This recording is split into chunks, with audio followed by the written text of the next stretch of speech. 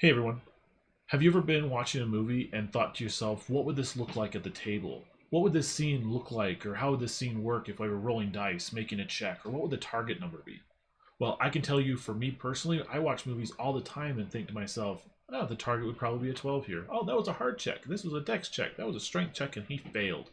And I want to show you what I went through as I was watching Indiana Jones earlier this week.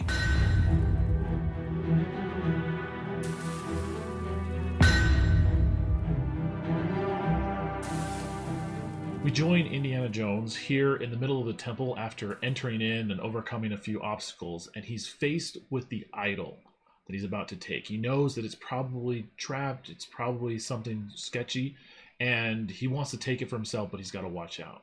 So for me, as I was watching this, I was thinking to myself, okay, based off the circumstances, we're probably sitting at like a target number of 12, and I'm starting to think, okay, what check would I call if this was one of my players? If Indiana Jones was a player, what would I be asking for? So as they're talking through, we kind of see that he's gonna like, I have a bag of sand, I want to switch it out. Okay, well, I'm gonna make you call for a whiz check, for example. So like this whole little exchange here with the sand, that's probably gonna be whiz. And then the whole movement of swapping this out with this is probably going to be a dex. So first player, hey, make a whiz check to see if you can get a feel for what the balance would be like. Okay, you probably passed it all right. And then make a dex check to swap them out really quickly without setting off the trap. But let's see what happens. So you see the focus, they're about to roll their dice. These players are looking on. Okay. Oh, okay, I would say he probably passed, right? And everyone's like, yeah, he did it. And he's like, happy. He gets to walk away with the loot in hand. But then things start to change. So this pedestal starts rumbling down. And this is where I think, as a GM, I would start describing, and I hear that grinding. The dread is starting to set in. And as the rocks and everything start to crumble, target goes up to 15. Right, and now I call for some dex checks. So we know already that he's overcome some dart traps, some floor tiles, some pits, and whatever. So what I'd end up doing is players know that we've got darts, floors that are coming. We've got a pit, so darts, then to a pit, and then there's a wall that's happening.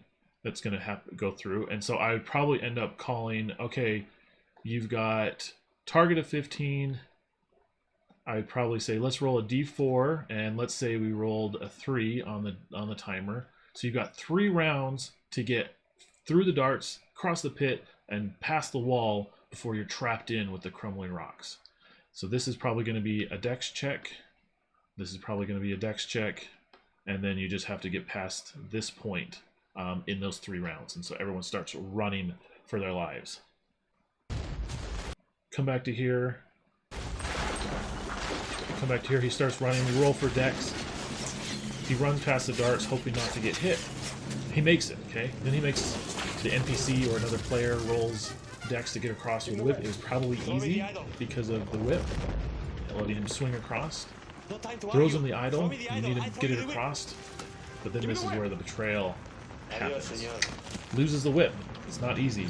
So now that jump is probably, probably not hard, but against a 15, it's probably a little bit more, difficult. And in this particular case, he fails, right? So, sorry, lining up there. So he fails that roll. But the thing is one thing that I like to do when players are falling or jumping over something, rather than just making a flat check, I like to do what Temple of the Monkey God does, which is hanging by a hand. So in this particular situation, he's run past the darts, he made that check, now he's got to jump across. It was a dex check, he failed dex check. Instead of falling to his death, he falls to hanging on, by a hand. And what this means is he now has to make a strength or a dex roll on his turn to pull himself up. If he fails, he falls to hanging by a finger. And now someone else has to make that strength or dex roll for him. Otherwise, he rolls a d4 for, essentially a dying timer.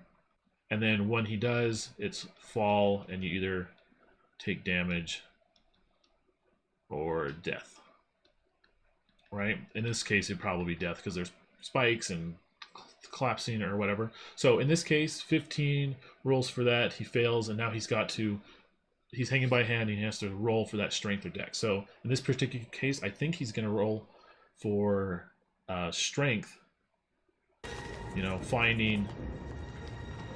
Finding that extra branch that he's reaching for, watching the timer drip down from 3 to 2 to 2 to 1. He gets hold of that, he rolls, and this is where I think he fails his strength roll, but someone throws him a hero coin, and he pulls himself up as the timer drips down to 1.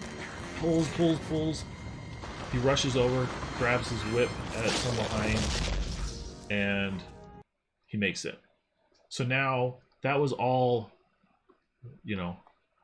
one scene where it's like, here's the pedestal with the idol, and then he runs. There's the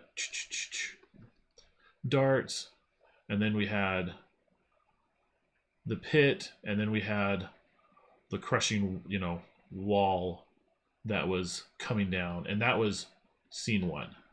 So now he moves into the next scene, which will be the Boulder scene. But this is also an opportunity to transition out of the action for a moment. The target drops down to 12, and maybe we get a moment of RP to chat through what just happened, how crazy that was as a scene, and how narrowly we escaped death. So he gets to see it off screen. The NPC, the betrayer, dies, especially if this was an NPC. It sets up the danger, removes one of the traps, so we don't have to worry about it anymore. But then he moves forward, and then in comes the boulder. Now, as I was watching this, I was like, how would I run this scene? Well, let's come a boulder. So, you got the boulder, right? I don't want to take this forever, and I don't want to really check movement or track where, because the boulder's going to move fast. So essentially what I'd end up doing is just calling for some quick dex checks, right? So it would just be like dex,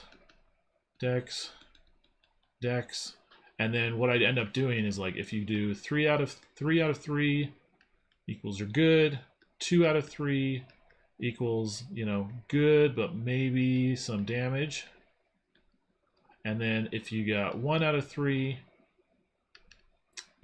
probably a little bit more damage, or maybe you lose treasure, right? If you're holding any treasure, you probably dropped it. And then if you 0 out of 3 equals probably death.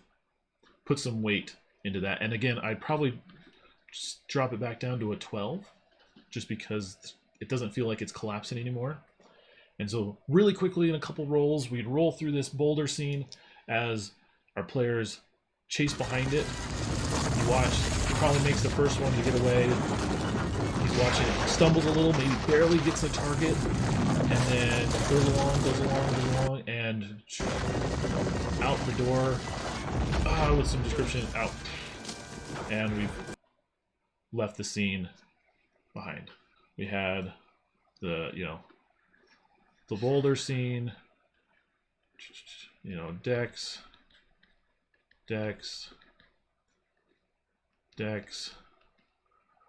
and then out to the next scene, and now he's outside with the trees, and everything, and we've made it out of the temple, and we can move on to what's next, which is looking around to being surrounded by a bunch of native warriors and his rival coming up. And then you have another ally, another NPC.